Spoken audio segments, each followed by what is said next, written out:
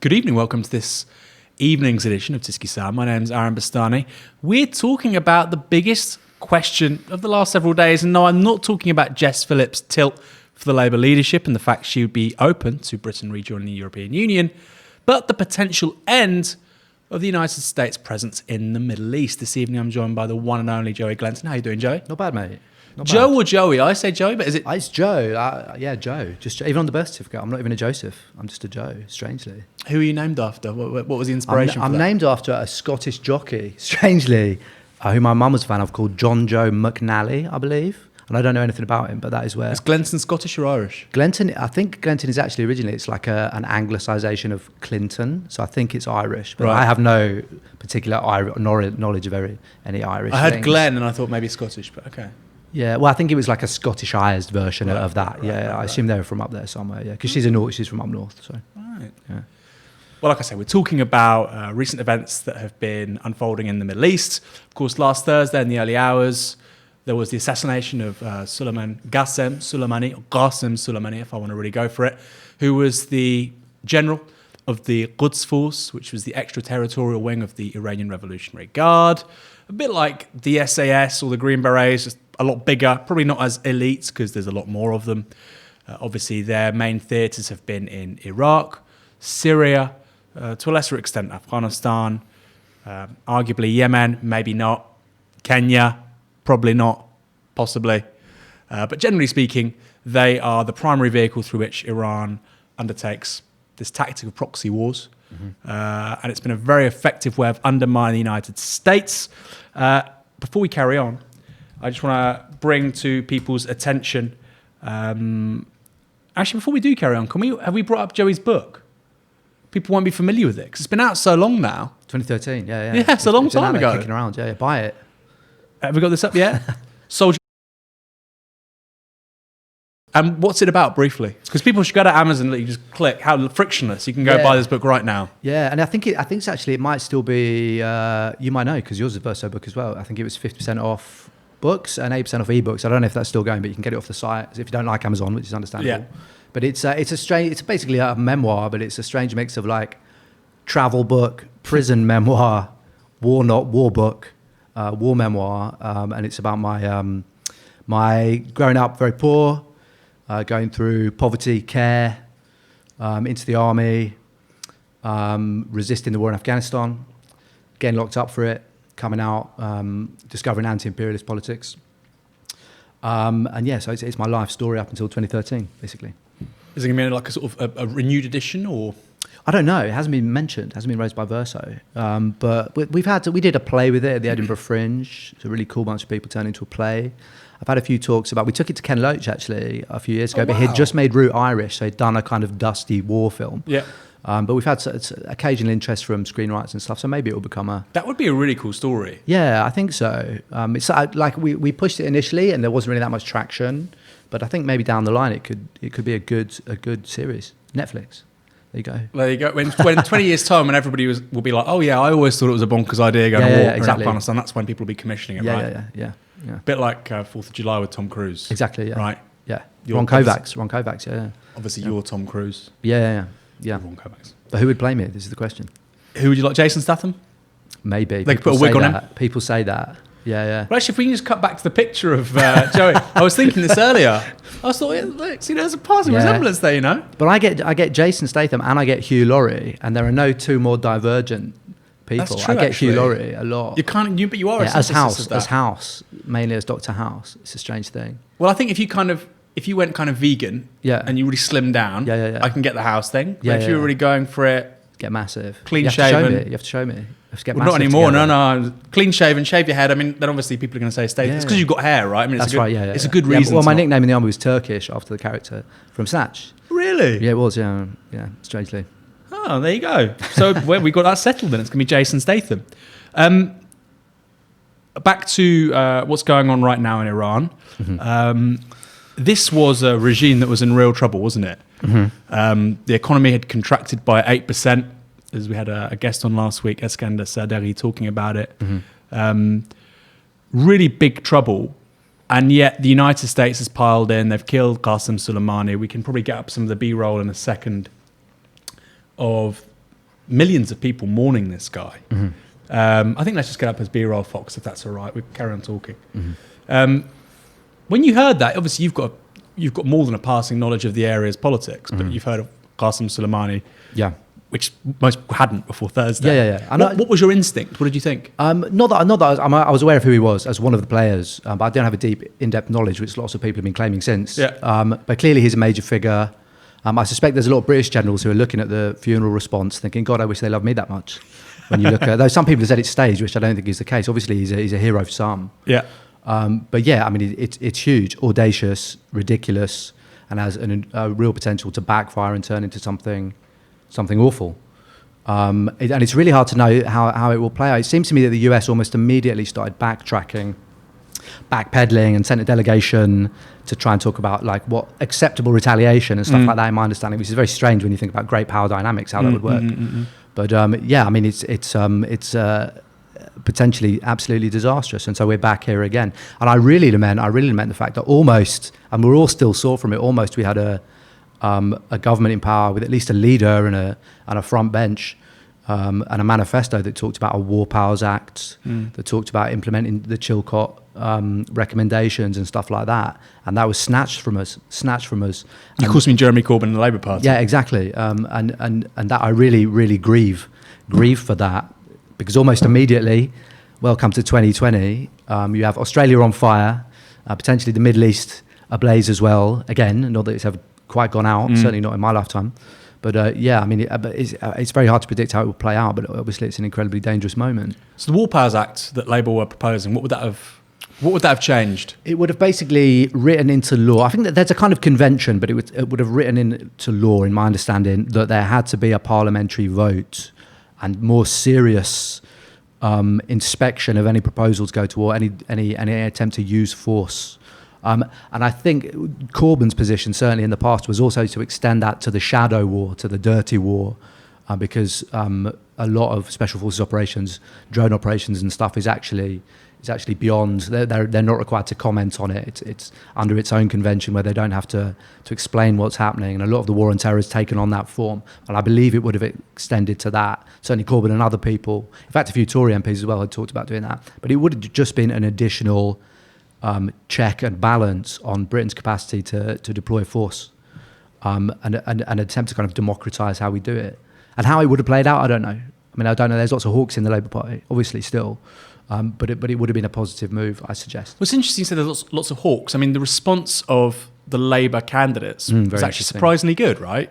I mean, the only strong response was Rebecca Long-Bailey, but the default was quite impressive. Yeah, and I think I had this conversation. I went and spoke at the Stop the War demo the other day, and I had this conversation with some of those guys. And it's interesting that I guess it's kind of about hegemony in a way. I mean, you kind of have to nod to the anti-war sentiment in this country, and that's across right and left.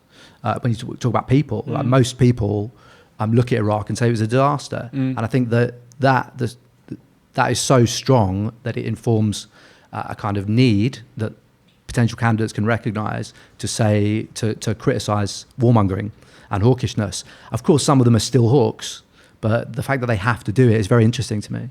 But the hawks, I mean, people don't really remember this. Somebody like Gisela Stewart, I don't know if you're familiar with Gisela Stewart. Vaguely, yeah. She was involved in the Vote Leave stuff. Gisela Stewart in 2004. Isn't she German as well? She's a German MP. German-born Vote Leave. German-born Vote Leave kind of Eurosceptic, which is a perfectly legitimate position. Absolutely, yeah. And she explicitly came out for the re-election of George W. Bush in 2004. I don't remember that. Yeah, and you think, what the hell are you doing being a Labour MP coming out for not just the election of George W. Bush, the re-election in 2004? Yeah, sure. I didn't know that, but there were lots of people like that in the Labour. I mean, Henry Jackson Society. Definitely. Neocons. Yeah, they are. Yeah, and they're embedded in the Labour Party. And also, and this is a point I made at the Stop the War demo, that many of those people are the same ones who did so much to wreck Labour's chances. It's interesting. Name names. When you look at it that way. Wreckers. I mean, some of those people have now come out with this kind of at least performative anti-war position. But I would include, in terms of the wreckers, Jess Phillips, obviously. So you don't think she means that? No, I don't think she means it. I don't know if she's a big foreign policy buff, to be honest. I don't know if it's a main interest of hers, but I suspect she would go along with it to the extent that she could if she got power. I look quite dark. Do I look dark on the camera? I feel like I look dark. Maybe I've got a tan. Maybe you have. Yeah. So, Keir Starmer, you trust him on foreign policy? No, not all. So who do you trust? Let's rate them out of 10. Rebecca Long-Bailey, foreign policy, military intervention, out of 10. 10 being very good. She's been okay on this. I don't know her record that much. I think her voting record's quite good on it. And I would say, well, she's certainly not my candidate, but my candidate hasn't declared yet. Well, your candidate is the King in the North. But he voted for intervention in Libya. He did, yeah, it's true. Ian Lavery. Yeah, Ian Lavery. Who that is, and maybe he will, and maybe he won't. But I think his politics domestically are very good, and I think also he has a history of, and he's been very vocal about what's happened in Iran recently. He's the only guy tweeting out. He tweeted out and was attacked for it. A Guardian article from last year sometime, we talked about how their working class boys are recruited, how working class communities are targeted, and I thought it was important that he did that, and he was panned for it. I thought he was quite brave, actually, by just in the comments, but by actually a couple of guys I vaguely know who are Labour activists, but are also on the right of the party, former soldiers. Were in there who I occasionally clash with. But he was kind of attacked for that. It was kind of predatory, right? The way that the sort of military-industrial complex preys on working class. Well, it is, it's absolutely in the US and the UK. Absolutely is. I mean, I work for Forces Watch, as you know, and a large part of our work is that campaign. Though interestingly, the Labour MPs have wavered over it. There was a time when we had a number of MPs, not just in Labour, but Greens and Plaid, who were for our campaign Straight 18 to raise the recruiting age, and they actually have trailed off. Since Corbyn have trailed off that campaign. It's still a very important one, but it's kind of it's not stagnant, but it's stalled at the moment because of the lack of the parliamentary front of it, I should say, has stalled at the moment. So I think people like Dan Jarvis were vaguely interested in it. A number of Tory MPs are also interested in the idea of, when you look at the data, you look at the implications, particularly for very young recruits from working class communities with lower educational standards, they almost always end up in the combat arms, in the teeth arms, in the killing arms, in the infantry and so on. And on every metric, they suffer more in terms of likelihood to die or be injured on tour, and also likelihood of kind of post-service issues, drug abuse, alcohol abuse, domestic violence, prison, homelessness. But the parliamentary front has kind of gone very quiet on that for us. So it's something that maybe we'll have to come back to in the future. If Labour had a leader who took them back to the right, do you think it's possible to ever go back to the days of Blair in the early 2000s? Do you think that's even possible for British state? I think to put what we have back in the bottle, however stinging the defeat, would be very, very hard. It'd be very, very hard. And I think when you look at even Keir Starmer, Blair Starmer to me, I mean, he's done some good stuff. People rave about him a little bit too much. Some of his stuff as Director of Public Prosecutions is actually quite dubious on terms of like protest and stuff like that. Didn't charge, was it Danny Harwood? And the Ian Tomlinson case where the protester, the guy who wasn't even a protester, he was selling the big issue was pushed over. Well, it was just, I think he was walking home with some milk and some bread, and he, no, I think it would be hard to put that back in the ball. And I think that's clear. Even in Jess Phillips has to kind of play to the left. And I think that's very important. It would take a lot. I'm sure they intend to. It wouldn't surprise me if they tried to, if they got leadership of the party. But I think it would be very hard to, and they have to pay their compliments to that. But I suppose the broader question is: do you think that the possibility of Britain being an interventionist power globally is even possible anymore?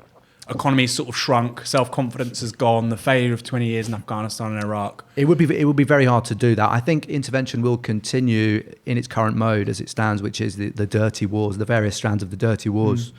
So special forces. We've had guys killed in Yemen. We've had guys killed in Syria.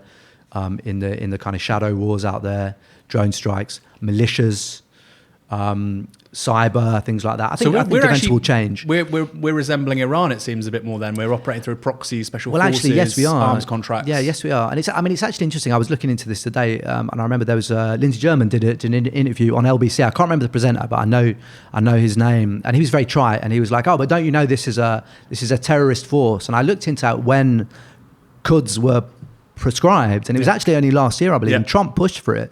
But it's interesting that he pushed for it with against huge resistance from the CIA and members of the military, because they said if we brand a wing of a state a terrorist organization, then it kind of sets a precedent that anyone can do that.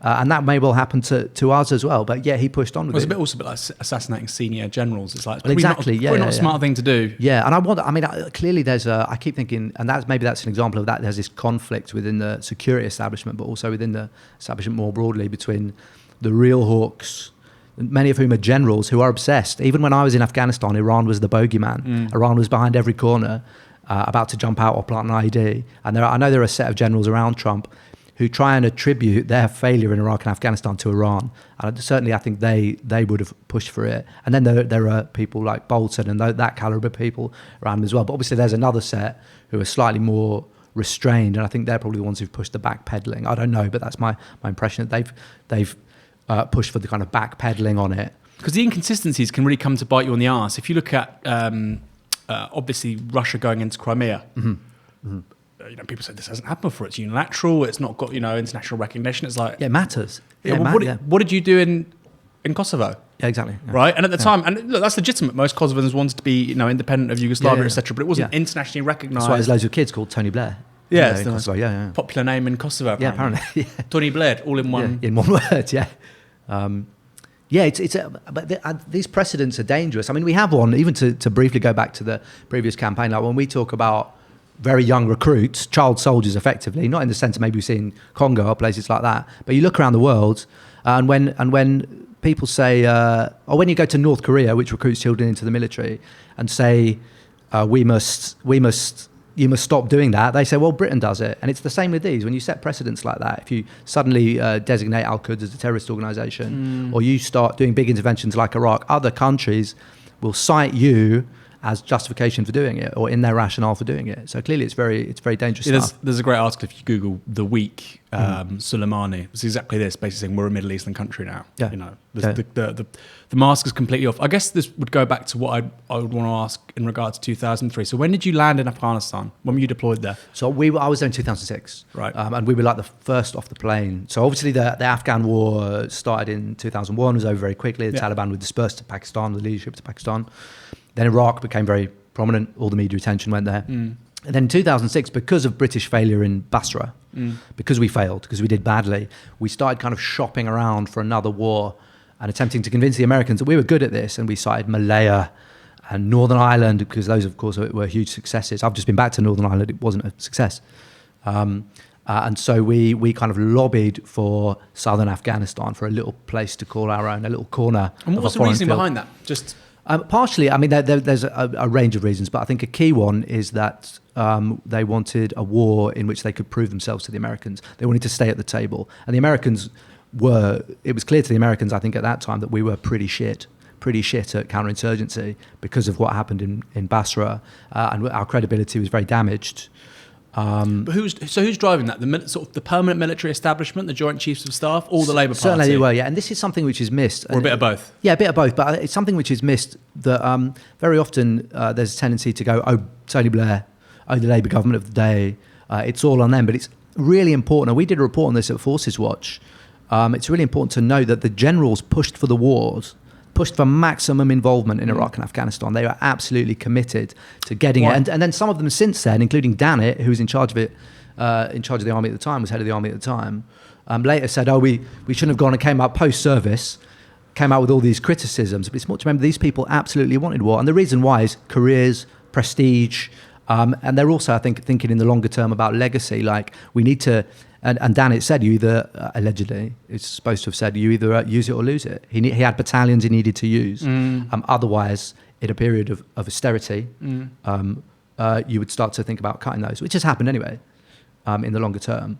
But they were absolutely committed. I was thinking, you just said at the top of the show with Suleimani how a lot of British generals will be looking at that and go, God, I wish that was me. I suspect so, yeah. But also, I was looking at his record in the field from 1980 with the Iran-Iraq war, counterinsurgency, stuff in Iraq, stuff in Iranian Kurdistan, Baluchistan, Afghanistan, Syria, just all around the region. Yeah. And you think, again, they must look at that and think, I wish we could still carry on like that. Well, like in terms of his operational experience, he's kind of the kind of special forces warrior. He's like David Petraeus, but not shit. You know, he was obviously effective. He was effective at what he did. David Chase, but not shit. David Petraeus. Petraeus, but not shit. And McChrystal and people like that.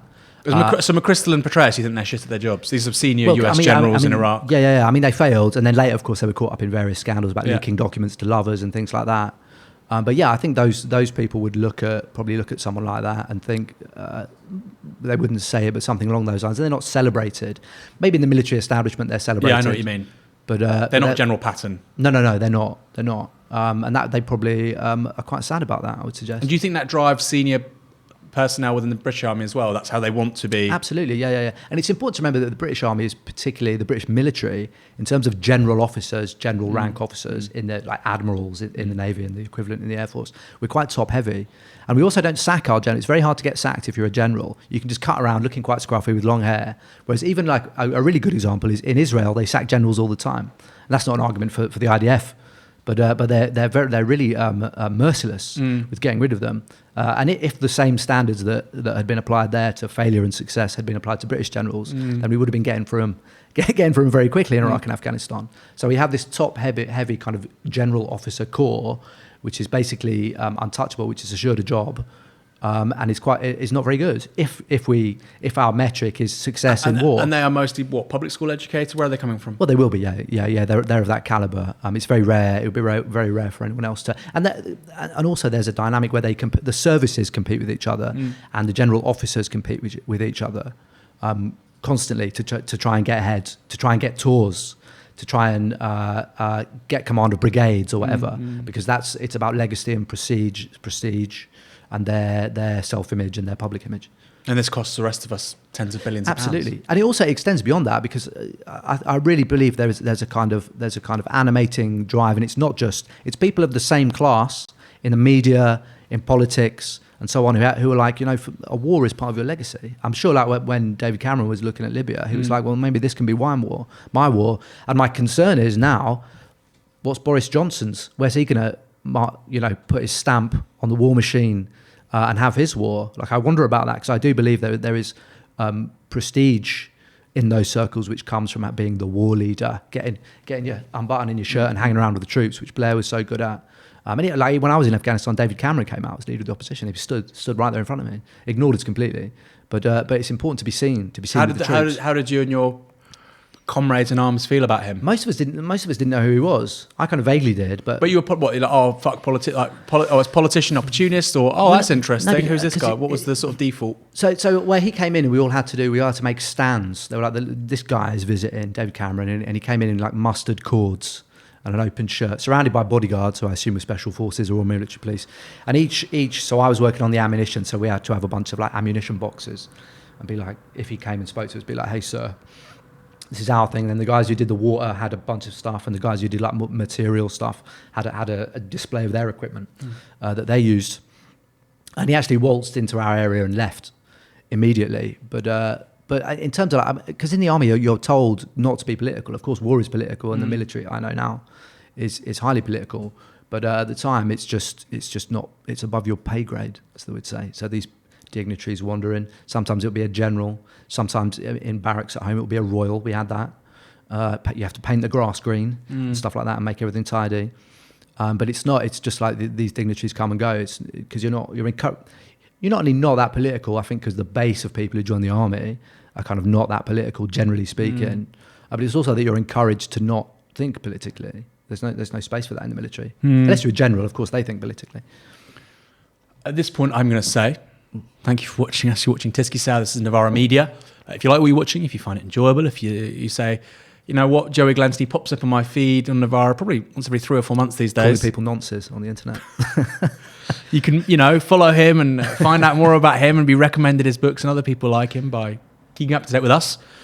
Even if you don't want to give us money, which I'd love you to do, go to support.novaramedia.com. We encourage a one-off payment, or even better, an ongoing subscription. We often recommend an hour's waged work, as long as you're earning more than the living wage. So if you're earning £15 an hour, give us that a month. That would be fantastic. Even if you can't do that, even if you can't make the one-off payment, just look at that thumb right there. We've got 1,200 watching, but only 263 thumbs.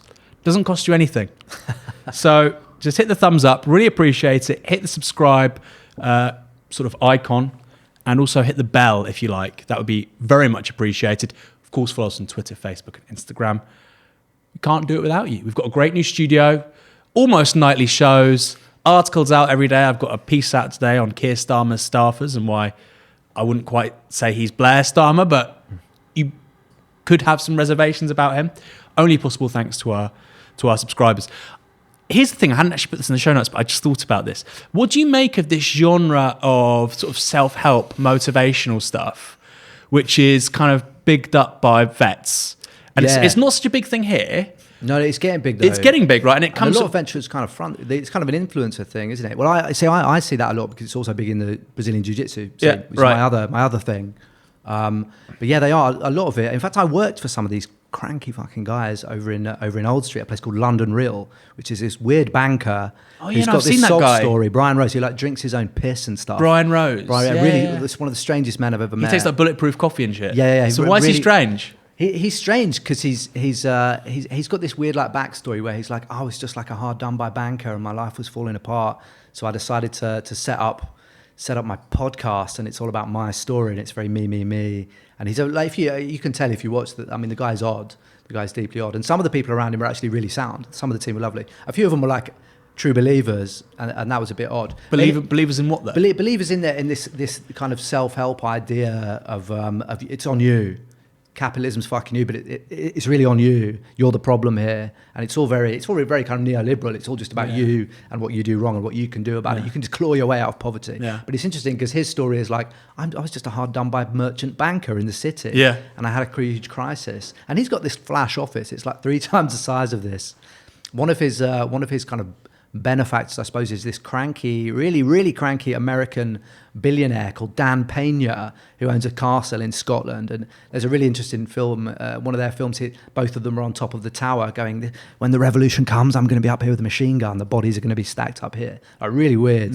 And also, I mean, more broadly than that, and they've had Peterson on, so a lot of it kind of buys into this weird kind of incel shit. It's really misogynist. Yeah. We're going, so this is really going now really deep weird. into sort of internet culture here. Yeah, it's really sad. I was only there for about 6 weeks. I was like, no, fine. They were like, I was kind of doing a trial, and I was when was this? I really don't want this job. This was about 2 years ago. Right. This was about 2 years ago, man. And it was really strange. But also, it's big in the jiu-jitsu community, and it's all like veterans are about it as well. But I think the rationale, and the reason it's appealing, and their base seems to be like 20 to 40 slightly angry white men who are convinced that they've been emasculated by liberalism, whereas actually they've been emasculated by capitalism. Like, the reason they're highly educated but can't get a fucking job is because capitalism. It's not because women or because gay people or trans people, because there's loads of like really anti-trans stuff as part of it. All the trans people are taking the jobs. I mean, okay. They come over here and take our jobs. But yeah, it's really strange. But like, I see it a lot, and a lot of veterans are really into that. Like, really into that. Well, stuff. In the US, you've got like that guy Jocko Willink. Yeah, he's a big one. Yeah, he came on London Real as well. Yeah, maybe Fox can pull up this guy Jocko Willink. His thing is Instagram. He's a black belt as well. I don't want to keep going on about jiu-jitsu, but he's like a black belt. So he's clearly a very tough guy. Yeah, super tough. But the thing, occasionally these people try and like do political commentary. There's a couple here as well. There's a couple in the UK, ex-SAS guys, and they get. I remember one of them, Phil Campion. This guy Phil Campion. Oh yeah, but he's basically like far right, isn't he? Well, he was around that, but then he pulled back a little bit. But I remember he went on the Football Lads Alliance, right? He was very briefly around that, but then he pulled back. But I remember they took him on, got him on Sky as like counter-terror expert. And he was like, they had some fairly serious commentators on there. And they were like, so Phil, what do you think? And he was like, mass internment. like you have to lock up Muslims, basically. So yeah, some of them are, and it's also like some of that's because if you're in the army, like that guy will be very good at kicking doors in. But in terms of like strategy about terrorism, that's not their job. And so you can't expect them to talk about it. It's like asking an academic to talk about how you like best blow the windows off a house and get all the military age men out and send them to Guantanamo. So they're not really going to know. So it's a weird thing. But there's a certain amount of cultural capital in being a veteran. Yeah. There's a hierarchy. So if you're a bit special forces, then you can trade off it. And that's part of the proliferation of all these like SAS Who Dares Wins and all these, and those guys are influencers. Who's that guy? He's a bit of an influencer. He does like and Middleton, the guy with the beard, he's kind of handsome dude. What's he like? Yeah, I don't know him. He occasionally, I remember he was talking about running against Sadiq Khan, and it was another car crash interview, and they were like, "So what are you going to do?" His line was literally, "I'm just going to sort it out, all of it." And they were like, "But what?" And he was like, "No, I'm just going to sort it all out." And there are a couple of, in fact, I know guys who know a couple of those guys, and they're actually all right. Like they're decent blokes. But if you come out of the military, and you're special forces, you're obviously going to trade off it. You're going to trade off it, try and make a bit of money out of it. I don't blame him for that. Of course. I don't blame Phil for sending his, like, he gets these battle boxes and it's like 3 knives, 1 ration pack and some special coffee. Yeah. And I don't blame those guys. You spend 5, 10, 50, whatever. Yeah, why not? Like, they're grifters like everyone else. They're trying to make a buck out of it. It's true. Like, I would probably do it if I was SAS, but I'm not. But the grifters, so this is, so I was more referring, I guess, to people like Jocko Willink, David Goggins. Yeah, that guy. Yeah. He's interesting because he actually, as an athlete, it's an animal. He's insane. Beast. Like, runs for like 24 hours and stuff. Yeah. But that seems to intersect quite interestingly with the sort of post-2008 world of permanent austerity, permanent declining living standards. And like you say, nobody's going to look out for you. You know, the system's fucked up, but so what? Grow up, grow a pair. Like these guys, like I talk about this with other veterans, and these guys are so, because they're like, I was in the military and that makes me really independent. Like, man, the military is a planned economy. You've been like spoon-fed from 18 to 20, 40, whatever it is, everything. You don't pay for food. You don't pay for your stuff for work. You don't pay for accommodation. Like, you're literally a product of a planned economy. And you're out here being like, it's all on you. It's all on you. It's always like US veterans, US service personnel get, the medical care they get in the United States is the most socialised medical health care in the country. It's the equivalent of the NHS. And like you say, they come out and then they sort of start saying, well, nobody's going to look after your ass. And exactly, hold on. Yeah. And like, to be honest, I mean, when you're not on tour, maybe if you are on tour, depending on what you do, you're probably pretty pampered in many ways. So I had an easy tour. We were in an American base with, it had not a McDonald's, a Burger King in it. So and most veterans' experience is not special forces. It's like the kind of, not the tip of the spear, it's the rest of it. So to come out and go, I've no doubt lots of people have gone through hardship, but to come out and take that line, that very much post-2008 line, that it's all on you, it's not capitalism, blame yourself, sort your shit out.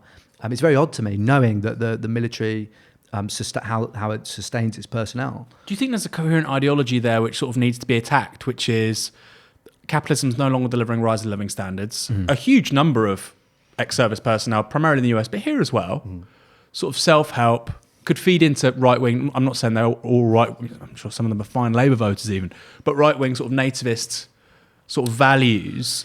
As this carries on, not now obviously, but as this carries on in the next 5-10 years, as the economy goes nowhere, public services sort of deteriorate, etc., do you see a kind of a discrete sort of ideology there that sort of needs to be addressed by the left? I do, and I don't think it's new. I think when you look at, read a really good book, the guy's called Paxton, The Anatomy of Fascism, at the moment.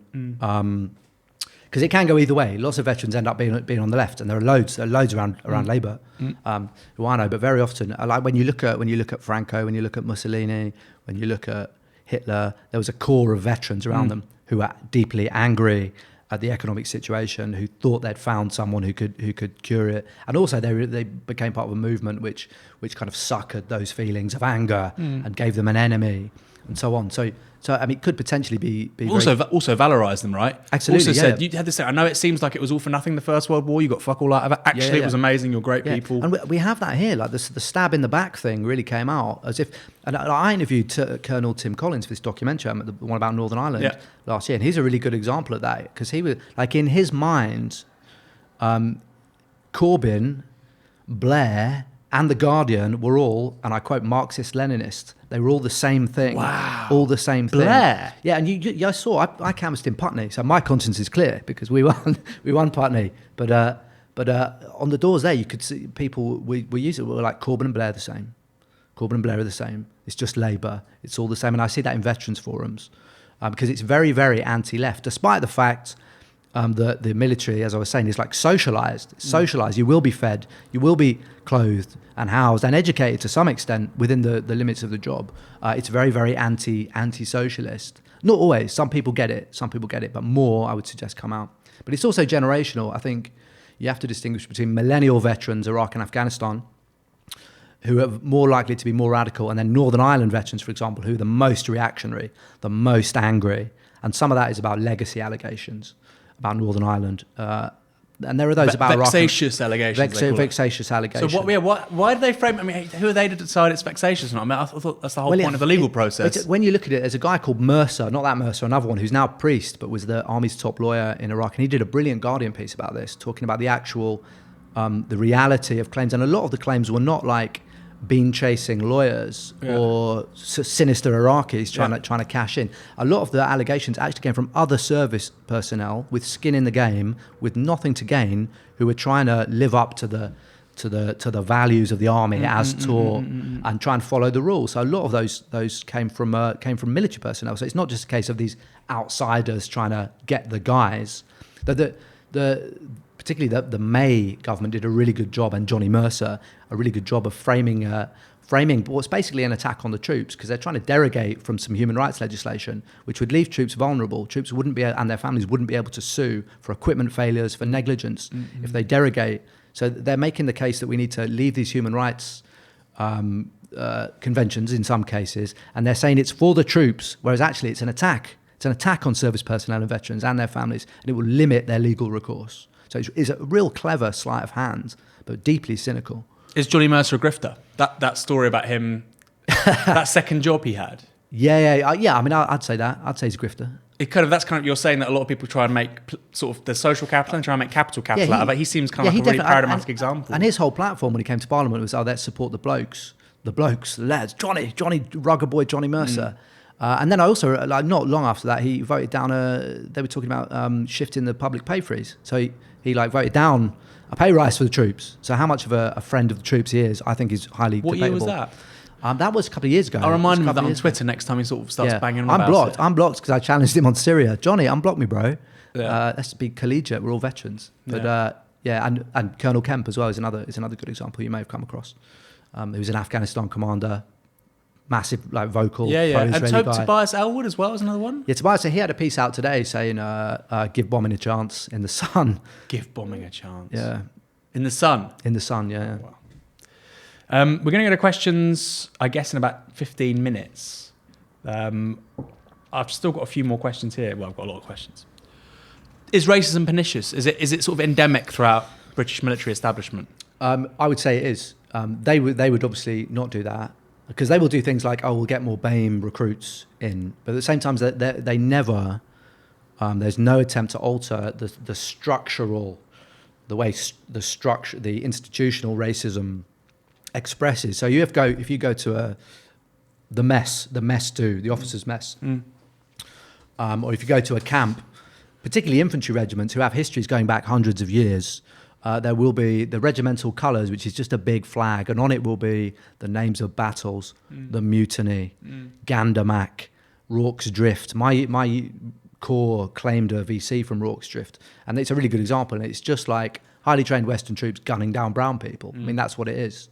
The only reason they gave out so many VCs, as per Zulu, the movie, was because the previous day an army had been wiped out while the colonel was off fox hunting. He shipped his hounds out to what's now South Africa, and the Zulus attacked, and an army was wiped out. And so, it's in that sense, it's built in. It's part, and they don't just. I mean, they toast the battle honours. This is something to be lauded. It's a key part of regimental identity. Is this history of colonial violence?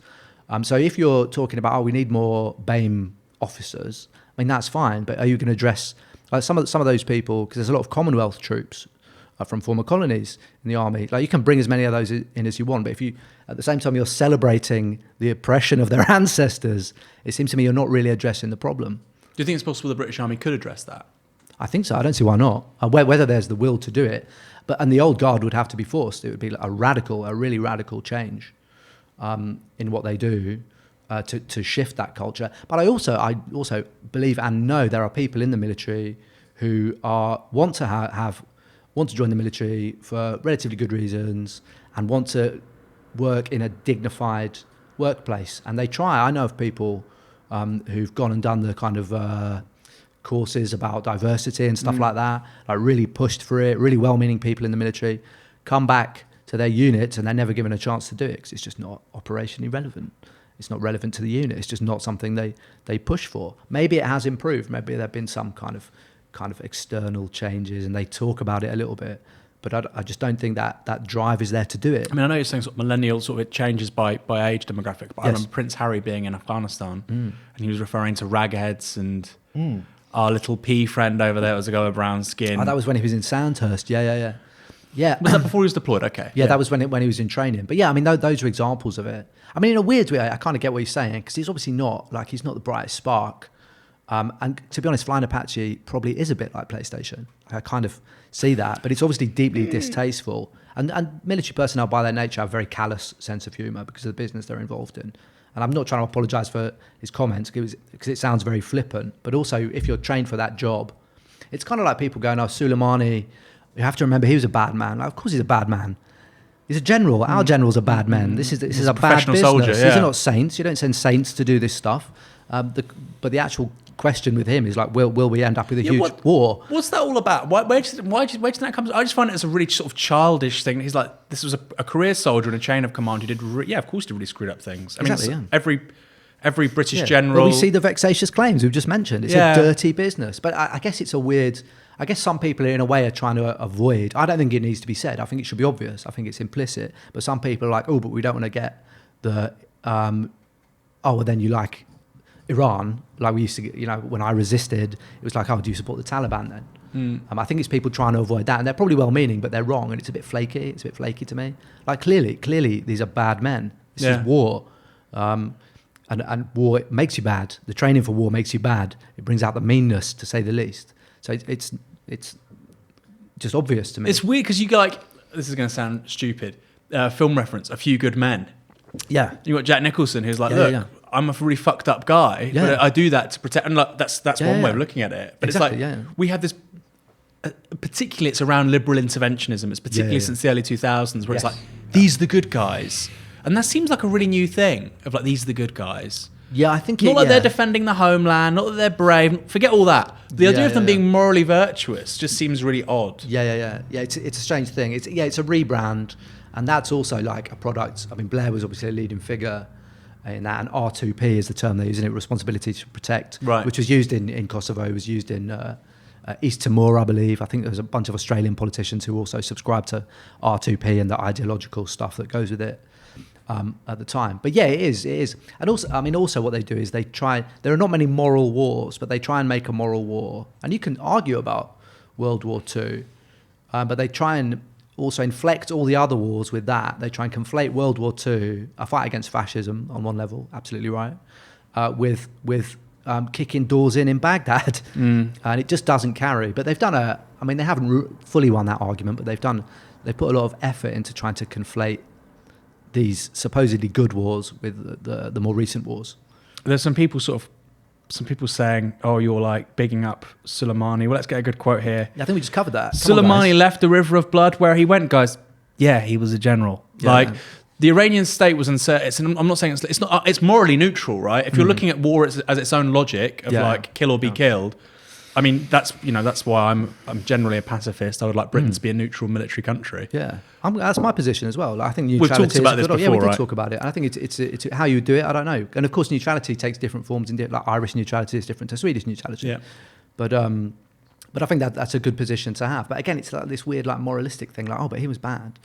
And it's like our generals left a river of blood in Afghanistan. Yeah. Our blood of our own guys and the people there.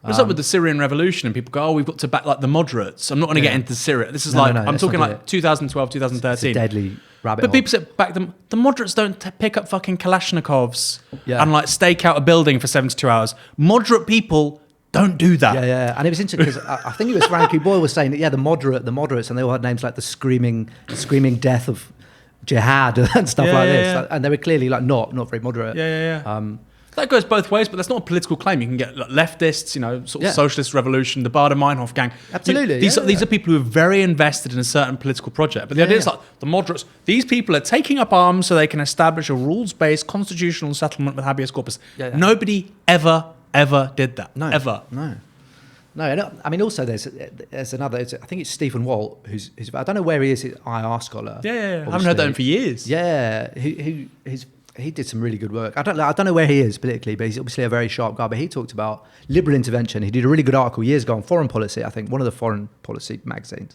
about how interventions, how rarely they bring democracy, like how often they're disasters. And how they're a guarantee in some ways of like Libya, a lot of people at the time would have held that up as we have to go there to help these people because that's what we do. That's a business we're in. You look at Libya now.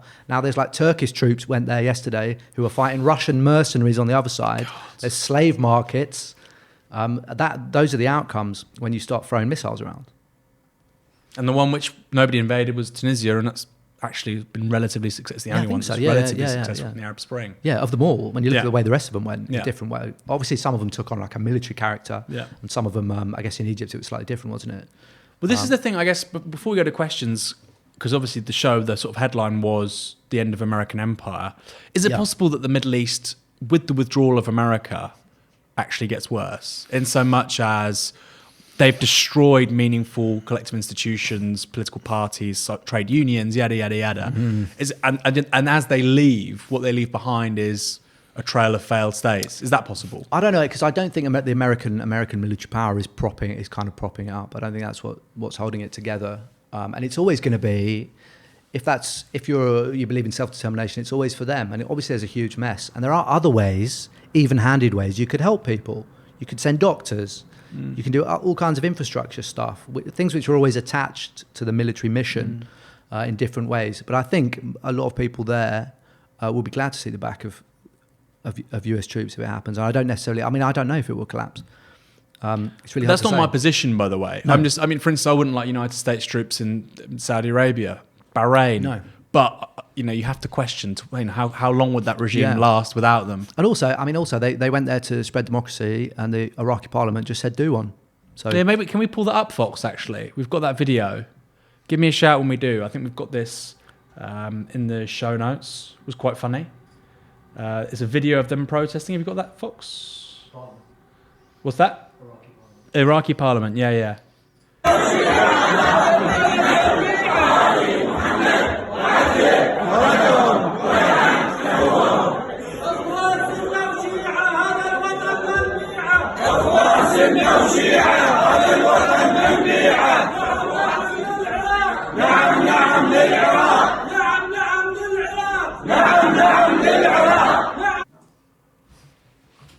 Great. Well, that was good. Well, they got what they wanted, because tonight, I only saw this before we started the show. Yeah, same. Yeah. But basically, it sounds like the US Army or the Department of Defense wrote this letter to the Iraqi Prime Minister saying we're happy to withdraw service personnel. They said it in a weird way. They're going to be moved on. To where? I'll say it was some strange phrasing. Presumably somewhere in the Gulf, right? Oh, yeah. Presumably like Bahrain or... And also there are more... I know there's 2,000 Marines going out as part of a fleet. But they said the Middle East, didn't say Middle Iraq. East, they weren't very specific. But obviously it's kind of show. I would suggest it's like a show of credible force. But they're going to go to like Bahrain or Saudi Arabia. Somewhere like that. But yeah, it looks like they're out. And with them, I would... all foreign forces. I assume the 400 or so British troops. What that means for because they've tended to use this sleight of hand, what that means for special forces troops who are not officially there, I don't know. Drone strikes, the use of militias, and these other strands. I don't know what that means. I suspect they will obviously want to keep some boots on ground. I hate that term so much, boots on ground. Do we use militias much? I mean, I know you said it at the top of the show, we use them a bit, but obviously the Iranians have become expert at using non-state actors in a really cutting-edge way. Do we do that? Well, I think the Iranians obviously have like a base of Shia people in Iraq, for example, who will do that. And we don't have that. And I think that was a difference with Malaya. With Malaya, for example, we went there and didn't really have a base of support in the way that we might do in some other insurgencies. I guess Northern Ireland would be one example, right? Yeah. Well, there was the loyalists, obviously, but obviously they had to keep some distance, like give them arms around the back of the shed, give them rifles around the back of the shed. Yes, I'd say I think we have been involved in Africa. There's been some really good stuff from Remote Control Project about in Africa we're out there training people, which apparently hasn't been very successful, and it's very quiet kind of jobs for the boys. There's no big wars. We'll send a load of guys to Africa sometimes under a UN heading, sometimes in a more independent way to train local forces. Now, whether they are the standing armies or the militias, you'd have to like forensically go through it. I suspect it's a bit of both in different places. But if you look at the Remote Control Project, who do some really great work on the topic of the other war, the kind of quiet war, and then they've got some really good stuff on Africa and a load of other topics as well. So let's go to questions. Andy Brown asks, Joe. Hello, Andy. You know Andy? Is he a mate of yours? Mine, yeah. What are you looking for in a Labour leader in terms of policy towards the military? Spending, recruitment, vet support? Do you know what? I was really I really liked the stuff about veterans in the manifesto, and I think I would have been very happy if it had gone in terms of like aftercare. I think a lot of the stuff, veterans' problems on the whole, Let's just take the toffs out of it, our working class problems, properly funded NHS, a proper welfare service, proper retraining, a period of proper resettlement. And that was all in the manifesto. And I would have liked to have seen that. And I hope it stays. Whoever gets in, I hope that stuff stays. It's really good. And I think there will be, a lot of that stuff will stay in, whoever gets in. Because I think there's been a recognition that needs to be done. I think even the ones who don't really care about veterans, would want to be seen to do stuff for the lads. Because even right-wing people are like, I want to be seen to be a friend of the soldier. But that tends to just mean like sort of, and this is why I always take aim at it, just eulogising charities, which obviously is just a sticking plaster. Yeah. Well, the manifesto had more stuff than that, because a lot of it. No, but I mean from Tories, for instance. Yeah. I think that's the case. But for a Labour guy, I think that they could do worse than sticking to that, to the pledges that were put forward. I thought they were very good. Another thing I lament is the fact there was going to be a representative body. A lot of the problems that service personnel face would just be like casework for a union. And they were talking about, like the police federation, which obviously wouldn't have the right to strike, which would be a problem for some people, not me. I'll be down for that. They used to have the right to strike? Yeah. Until the 20s or the... Yeah. Oh, they just mutiny. I mean, there's a grand old tradition of getting different ways to kind of strike to get what you need. The police. Yeah. But that would have been good. Mutiny on the Bounce, it was the original direct action. Yeah. And it actually inspired the Labour manifesto. There you go, Captain Bligh. Over the no, not really. No, I was going to. Maybe there's some allusion to it. I've not read the 45 manifesto. No. But that would have been good, because a lot of stuff that people face is like pay, accommodation. A lot of it's like dealing with prejudice, racism, sexism, homophobia, stuff like that. And a lot of that a union would be well positioned to deal with, or a federation, as it would have been, without the right to strike. But a lot of that stuff is just maybe like you should just lobby for that generally, like campaign for X. That'd be really good. I really want a veterans union, man. A veterans union would be amazing. Yeah, because the RBL, as you've pointed out as well, as you know as well, was originally it was, I think, there was various veterans unions, some of which were reactionary. The Officers Association still exists. Some of which were liberal. There's a really good piece in, I think that guy Barnett did a really good piece. In Tribune. Yeah, in the Tribune. A few years ago, I think, or a year ago, talking about the weird radical history of the different unions which were eventually folded into the RBL. But I'm kind of down for the Royal British Legion. Yeah, the Royal British Legion. I think that's a good idea. What form it would take, I don't know.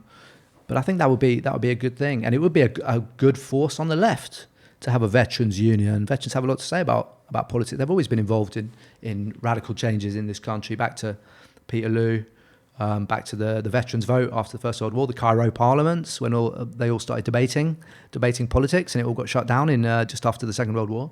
So I think that would be a great thing. Not to mention the English Civil War, of course. Oh, fantastic! I love it.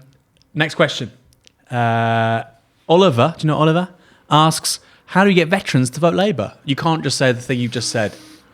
Bit more imaginative. You have to. I think there are sections of the veterans community who are lost to us because they've ingested all this IRA, Hamas, Hezbollah stuff about Jeremy Corbyn. Jeremy Corbyn is now gone.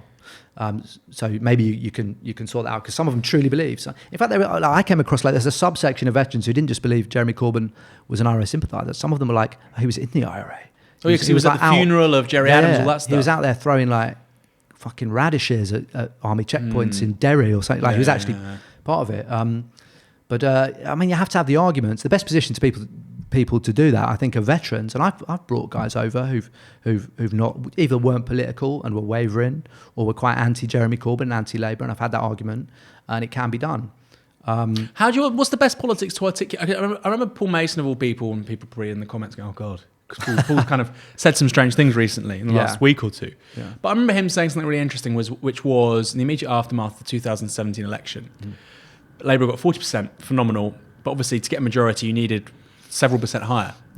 And where Labour isn't doing well, if it wants to win a majority, it would have to do well with these people, is middle-aged men outside of major metropolitan areas. Yeah. And these are the most sympathetic people to that kind. They're the most likely to repeat those kinds of ideas. They're the primary recruiting grounds for the military, etc. Yeah. And Paul said you have to understand the sort of basic psychology. A lot of these people is they're wannabes, right? Yeah. And there's this sort of they also want to be a part of something, right? So you can satisfy that with the Labour movement bit, but they're kind of going to CLP meetings and kind of that's kind of not. They need something bigger. Yeah, I think so. Yeah. So what would that be?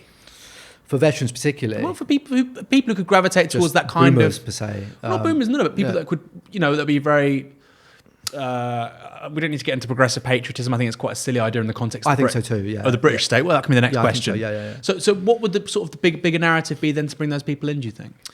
I don't know. I mean, this is a question which is going to bug us for a while, isn't it? $64 million question. $64 million question. I don't know. I don't know how you. I think political education generally was lacking, and that's something it's really become apparent to me. And there should have been more of that. There was a bit of it. I think the World Transformed did a lot of stuff, didn't they, about political education, just going out and speaking to people and trying to put on programs which people could start to kind of process questions of economics, politics, and ideology and stuff like that.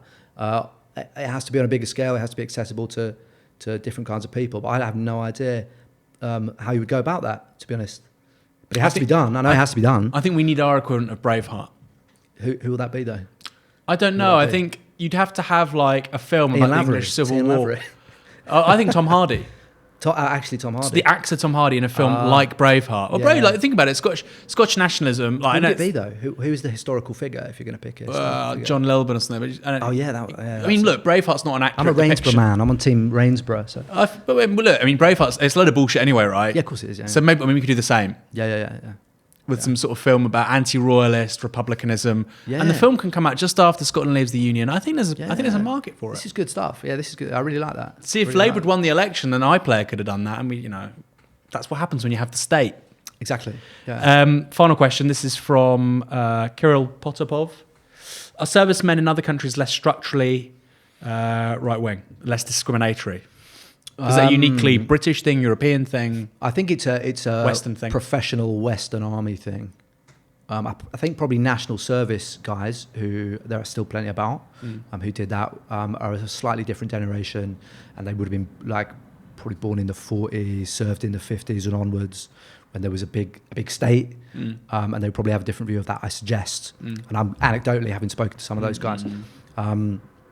I think particularly like in a professional army, in a colonial army at times, an army with an imperial present and past, which, as I was saying, is part of the kind of culture of the military. I think Western professional armies are particularly prone to be reactionary. I would say I've no doubt there are other armies around the world which maybe don't have that, which are more liberal, but generally professional American and British particularly, where armies tend to be pretty right-wing. When people are sort of comparing today's veterans to people that were fighting in the First or Second World War as analogous, and you said, no, you put it, there was a great tweet from you, you said, no, these were people's armies that were drawn together by mass conscription. These were not professional armies. It makes a huge difference. And also, I mean, it makes a difference in that, and it also makes a difference in terms of politicization, how you can radicalize it, and the obvious case is the GI movement, conscription in Vietnam, brought the war to an end. The soldiers ended the war; they just refused to go and patrol anymore. Yeah. But that kind of like a sort of people strike in a way, right? Exactly. Yeah. And that was across the services. I mean, the sailors refused to sell the ships out of harbour. The guys on the ground wouldn't go on patrol, and so on. But that all kind of hinges on conscription, on being forced to be there. And with small professional armies, and ours has got smaller and smaller, I think that's hard. It's hard to do. So my final question is progressive patriotism. Rebecca Long Bailey had this in her article. So it wasn't that's not been published yet. If she is going to run, of course. Yeah. What did you make of that? I do see where people are going with it. I think some of it, I don't know in her case, but I think some of the people who jumped on it immediately were like, we need to do this. There was a sense of like trauma and shock that we'd just been ruined, laying waste to in an election, and they were kind of searching around for that. But I would also say, and I think this is missed, that there were various points where Corbyn, and it's not his natural territory, was almost forced to take that on himself and kind of speak to a kind of patriotism, generally in terms of the NHS and English radicalism and stuff like that, and it didn't work. So what do you do? It's just a hard. This is the book with Alex Niven. Have you ever read the book, Alex Niven's book? No. Sort of anti-England. Well, basically, it's like England doesn't exist. What's the book called? What is the book called? New Model Island. Right. I haven't read it. It's very good. Is this where does he try and address that question? Well, he sort of talks about the possibility of radical regionalism. Have you had him on? I should watch it. No. Well, have we had him on? I don't think we've had him on. I've not had him on. I invited him on. We did an excerpt of his book on the website. Okay. Yeah. But basically, he says it, I think it's correct. Somebody in the Northeast culturally shares far more with Scotland. Somebody in Liverpool shares culturally far more with Ireland. Absolutely. Well, I think Liverpool's an anomaly. I mean, just in terms of their sense of themselves. But I do think that, and I'm in a weird position because I grew up in the North, believe it or not. And yeah, I kind of see that. So we were kind of rural, poor, almost peasants in rural North Yorkshire.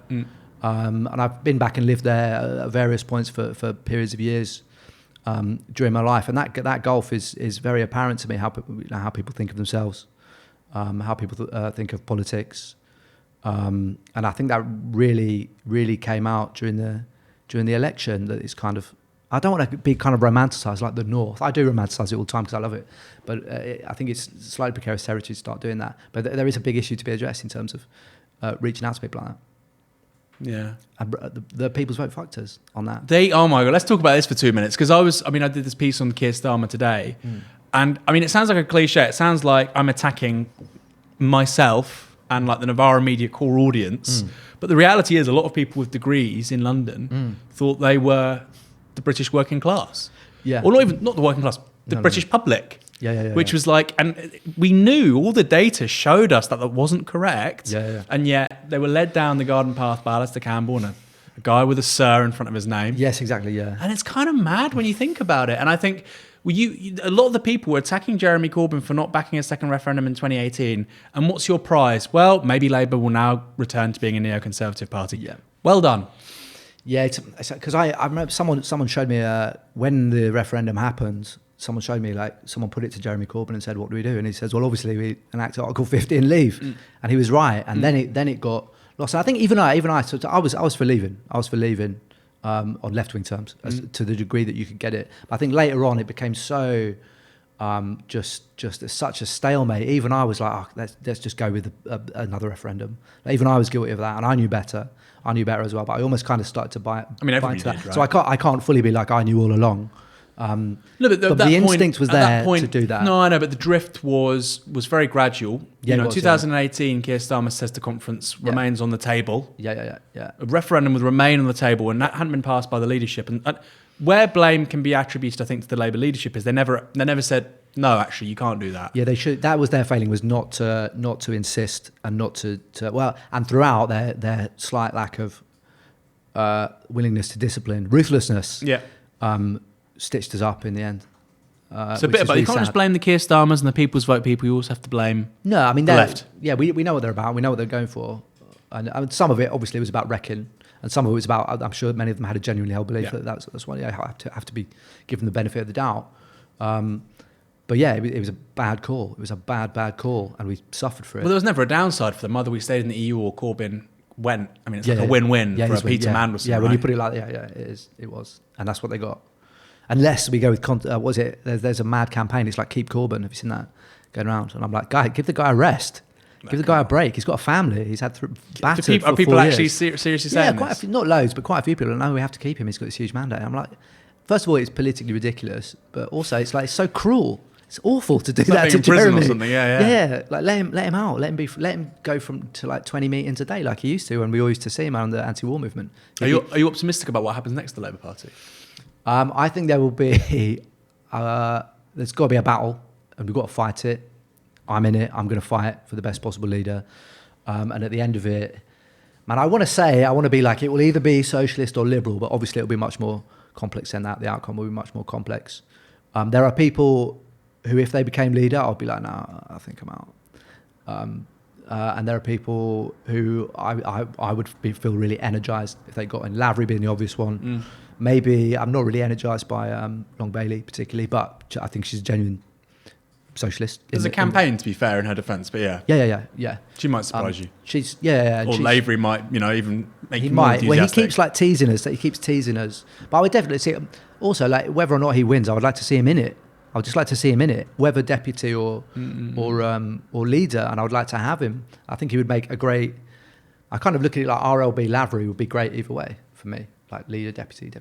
But then you got Bergen. Richard Bergen's also running for deputy. Yeah, I like him because I'm a Leeds fan. Did we win? What's the score? What's the Leeds score? Oh, Leeds playing Arsenal. Yeah. I respect that, and I do like him. He's had a few. He's a bit funny in front of camera at times, and I've been like, Richard, he's had a few car crashes. Because when he speaks, whenever I've heard him like speak at things, he's amazing. Yeah. He's so good. No, he's really good at events. And he's so like, he's just so northern and Leeds, and I love it. Yeah. But yeah, I mean, I would like to see him in it as well. See, I don't think we're the best judges of like, well, I think obviously you and I are, but I think the left generally, or even like Twitter, they're like, oh, this was a car crash from X. Yeah. And I'm often like, and it's not I'm not just saying about Bergen. No. Often with like the right, like Julia Hartley-Brewer, they'll be like, oh yeah, this is a car crash. I'm like, no, it's just something people say. Most people like this shit. Well, not most people. There's a huge audience for it. And with Bergen, people are like, oh yeah, it was a car crash. It's like most people don't really know. Like interviews have wobbly bits, don't they? And then you can always you could cut a good sound bite out and use that. I mean, it's so like, you know what I mean? So you are optimistic about the future potentially with the Labour Party post Corbyn? I think it would be hard to put it back in the bottle, but we have to be in charge, man. And we need. I don't want to be like, I said it, and then I've got a load of Irish mates who are like, what are you talking about? And I was like, we need Cromwellian ruthlessness. That does not mean I'm a fan of Cromwell. I think Cromwell's a dick, but particularly what he did to Ireland. But that degree of ruthlessness was missing over reselection, over discipline in the party, and you have to play dirty. Like you can't be a good man or bad. It can't be just good or bad. You have to do what's necessary to win. I do believe that. And I really mean it, not like Blairites who are like, we have to be credible to win. I'm like, to win, you have to be a little bit ruthless. Sometimes a lot ruthless. Like, where is that? And I get that because it's just not what Jeremy Corbyn is about. Like, he's a gentle soul and I love him for it. I absolutely love the guy for it. But we needed that at times and it wasn't there. It's not just him, there are other people as well. It's the most used word in The Prince by Machiavelli is necessity. Yeah. And the prince must do what's necessary. And what was necessary was often not pursued in the Labour Party under Jeremy Corbyn. That's very true. It's very true. On that note, you've been fantastic. Thank you, Joe, man. thank you again. Soldier Box. Buy it. Out with Verso, preferably on the Verso website if you can't. Amazon, whatever. I understand if somebody wants to get a book easily because Verso takes quite a long time sometimes. Do they? I don't know. I've never. If look, you know what? Wait, there'll be a sale on where there's 80% off all the books, including my one and Joe's. They come pretty regularly, don't they? They do. Regularly, yeah. They do, and the ebooks are basically free if you buy them on Amazon. Yeah. We're back tomorrow. I believe Michael Walker has. You know what guests on Fox? He's got some good guests planned. I'm back on Wednesday. Then Michael is back Thursday. I believe we're having some big names on either this week or next week. We may be getting Rebecca Long-Bailey in. Maybe beginning of next week. But for this evening, that's all. We finally got the troops out. Took, 17 years? Yeah, it took a while. Screen. Look at the screen. No, the laptop. All right, what's this say? Abby Martin? No. US General Milley. Wait, is it on, have you got this in the notes? Yeah. Oh, here we go. Oh, this Paul McCleary tweet. Yeah. 5 minutes after leaving press room at Department of Defense, General Milley turned around and came back in telling us the letter US sent to Iraqis about withdrawal was a draft and it was a mistake. It wasn't meant to be sent. No US troops are leaving. They're leaving. Come on, their tails are between their legs. Anyway. Yeah. It was a draft. We can presume the troops are almost out. Yeah. I hope so. That's a pretty weird. It was just a mistake. I mean, that just sounds like there's maybe a conflict between the presidency and the Department of Defense, probably, right? Maybe, yeah. A mistake? You don't fucking no. print a letter from the Department of Defense to the Iraqi government. Anyway. Empire is dead. the Empire is so fucked up. This shit's happening. We'll see you tomorrow. Good night.